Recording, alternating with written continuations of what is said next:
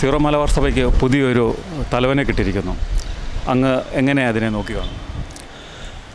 Zero Malabar സഭയെ സംബന്ധിച്ചിടത്തോളം ശ്രേഷ്ഠ മെത്രാപ്പോലീത്ത major archbishop Mar Raphael തട്ടേലിൻ്റെ ആ ഒരു വരവിന്, അദ്ദേഹത്തിൻ്റെ ആ സ്ഥാനലബ്ധിയെ നമ്മുടെ എല്ലാ വിശ്വാസികൾ, ക്രൈസ്തവ ലോകം മുഴുവനും, പ്രത്യേകിച്ച് സീറോ മലബാർ സഭാ വിശ്വാസികൾ ഒട്ടനവധി പ്രതീക്ഷയോടെയും അതുപോലെ തന്നെ വളരെയധികം പ്രത്യാശയോടെയുമാണ് കാണുന്നത്.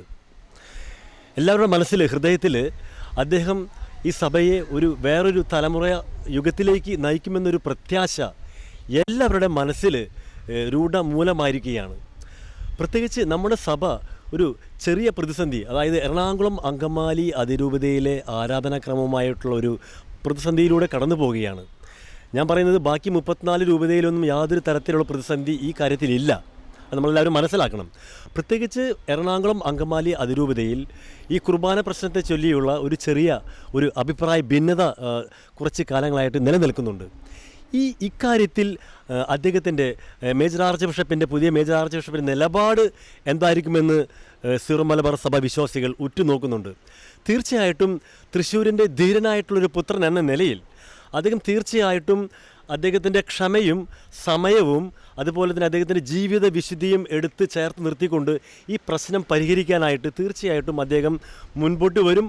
അദ്ദേഹം വളരെയധികം ഹാർഡ്ഷിപ്പുള്ള, അതായത് വളരെയധികം പരിശ്രമിക്കുന്ന, അല്ലെങ്കിൽ ഒരു ജീവിത വിശുദ്ധിയുള്ളൊരു പിതാവാണ്. അതുകൊണ്ട് തന്നെ ഈ ഒരു പ്രതിസന്ധി അദ്ദേഹം മറികടക്കും, അതിൽ യാതൊരു സംശയവുമില്ല. ഇവിടെ നമ്മൾ ഒരു കാര്യം മനസ്സിലാക്കേണ്ടത്, എറണാകുളം അങ്കമാലി അതിരൂപതയിലെ വൈദികരും വിശ്വാസികളും പിതാവുമായിട്ട് ഒരു ധാരണയിൽ അല്ലെങ്കിൽ ഒരു സഹകരണത്തിൽ പോകാനുള്ള ശ്രമം അവരുടെ ഭാഗത്തുനിന്ന് തീർച്ചയായിട്ടും ഉണ്ടാകണം. അതായത് ഈ പ്രശ്നത്തെ തരണം ചെയ്യാനായിട്ട് എല്ലാവർക്കും അനുയോജ്യമായ രീതിയിൽ എല്ലാവരെയും ചേർത്ത്, അദ്ദേഹം പറയുന്നുണ്ട് ഞാൻ എല്ലാവരെയും ചേർത്ത് നിർത്തി പോകുമെന്ന്. തീർച്ചയായിട്ടും അൽമായ ഫോറം, അതായത് വിശ്വാസ സമൂഹം മുഴുവൻ പിതാവിനെ ഇക്കാര്യത്തിൽ ചേർത്ത് നിർത്തി തന്നെ അദ്ദേഹത്തിന് പിന്തുണ കൊടുക്കുമെന്ന് ഞാൻ എല്ലാവരുമായിട്ട് പറയുകയാണ്. തീർച്ചയായിട്ടും തട്ടിൽ പിതാവിനെ, വലിയൊരു പിതാവിനെ പോലെ നമ്മൾ ചേർത്ത് നിർത്തി അദ്ദേഹത്തിന് ഇക്കാര്യത്തിൽ വലിയൊരു പിന്തുണ തന്നെ അദ്ദേഹത്തിന് കൊടുക്കുവാനായിട്ട് നമുക്ക് സാധിക്കും.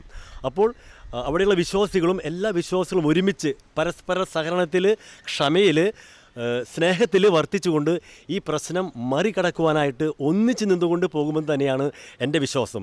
തീർച്ചയായിട്ടും അദ്ദേഹം അങ്ങനെയുള്ളൊരു പരിശ്രമത്തിൻ്റെ ആരംഭ കാലഘട്ടത്തിലാണ്. അപ്പോൾ ആരംഭ കാലഘട്ടത്തിൽ അദ്ദേഹത്തെ പ്രോത്സാഹിപ്പിക്കുവാനും അദ്ദേഹത്തിന് വേണ്ടി പ്രാർത്ഥിക്കുവാനും, അങ്ങനെ നമ്മുടെ സഭ ഒന്നായിട്ട്, പരിശുദ്ധ ഫ്രാൻസിസ് മാർപ്പാപ്പ പലപ്പോഴും പറയുകയുണ്ടായി, എറണാകുളം അങ്കമാലി രൂപതയ്ക്ക് തന്നെ അദ്ദേഹം ഒരു വീഡിയോ സന്ദേശം അയച്ചിട്ടുണ്ട്. മക്കളെ, നിങ്ങൾ ഈ സഭയുടെ, ഈ സിനഡിൻ്റെ എൻ്റെ നിർദ്ദേശങ്ങൾ പാലിച്ചുകൊണ്ട് ഈ സിനഡിൻ്റെ ഈ ഏകീകൃത കുർബാന അർപ്പിച്ചുകൊണ്ട് നിങ്ങൾ ഒരു വിശ്വാസ സമൂഹമായിട്ട് നിൽക്കണമെന്നാണ് മാർപ്പാപ്പ നമ്മളോട് ആവശ്യപ്പെട്ടിരിക്കുന്നത്.